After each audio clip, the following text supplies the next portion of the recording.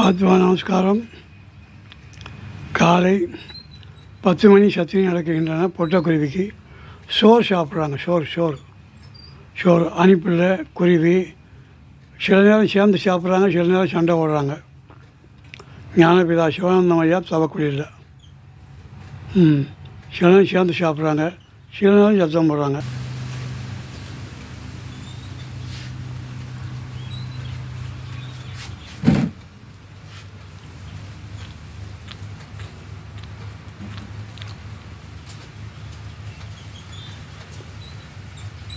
செம்பருத்தி பூவை சாப்பிட்றாங்க, வாழைப்பழத்தோடு சாப்பிட்றாங்க. அது செம்பருத்தி பூவை சாப்பிடுது.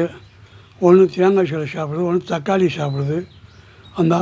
அந்த குருவி தக்காளியை சாப்பிடுது, இது தேங்காய் சோலை சாப்பிடுது. இது வாழைப்பழத்தோடு சாப்பிடுது. ஒன்று பிரிவு சாப்பிடுறது. அது தக்காளி சாப்பிட்றாங்க. தக்காளி வெட்டிட்டு போட்டேன், அதை சாப்பிட்றாங்க. ஞானபிதா சிவானந்தம் ஐயா தவக்குடியில் 10 மணி சத்தினி எப்படி சாப்பிட்றாங்க பாருங்கள். ஃபுல்லாக வந்துடுவாங்க அவங்க. அரிசி சாப்பிட்றாங்க. அரிசி சாப்பிட்றேன்னா பழங்கள், காய்கறிகள் அதில் சாப்பிட்றாங்க பாருங்கள். எனக்கு பிடிச்சது ஏதோ அதை சாப்பிட்றாங்க.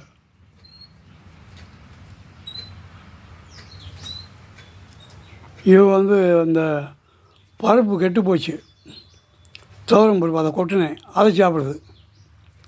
இது அந்த துவரம் பருப்பு சாப்பிடுது. அது கொஞ்சம் பழசாகி போச்சு, அதை கீழே போட்டேன், அதை சாப்பிடுது. அது இவங்க 2 பேரும் துவரம் பருப்பு சாப்பிட்றாங்க. எல்லாத்தையும் சாப்பிட்றாங்க குருவி.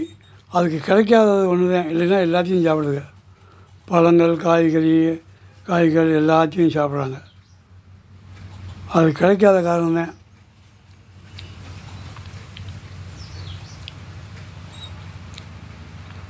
அணிப்புலையும் அதே மாதிரி தான்.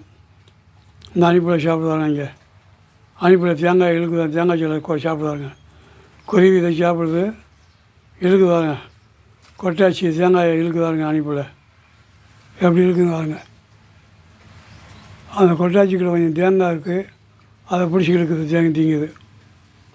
குருவியோடு சேர்ந்து இப்போ அது குருவி எங்கெங்கே போகுதோ அங்கேயும் சேர்ந்து அணிப்பிலையும் போய் சாப்பிடுது. ஆணி வெட்டி என்கின்ற சக்கையம் வெட்டி பாருங்கள். எங்கெங்கே போய் போகுதுகளோ அதுக இந்த குருவிகள் அதோட இந்த அணிப்புலையும் போய் சாப்பிடுதுங்க. இது போகிற பக்கமாக அதுக்கும் போயிடுதுங்க.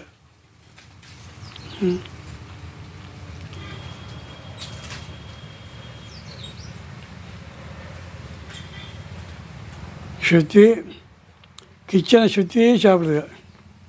சுற்றி வருது, கிச்சனை சுற்றி வருதுங்க. என்னென்னா போடுறோமோ அதை அத்தனையும் சாப்பிடுது.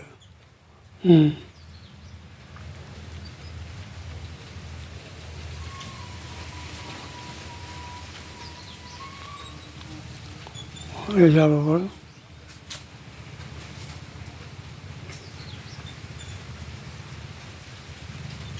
ஆத்மா நமஸ்காரம்.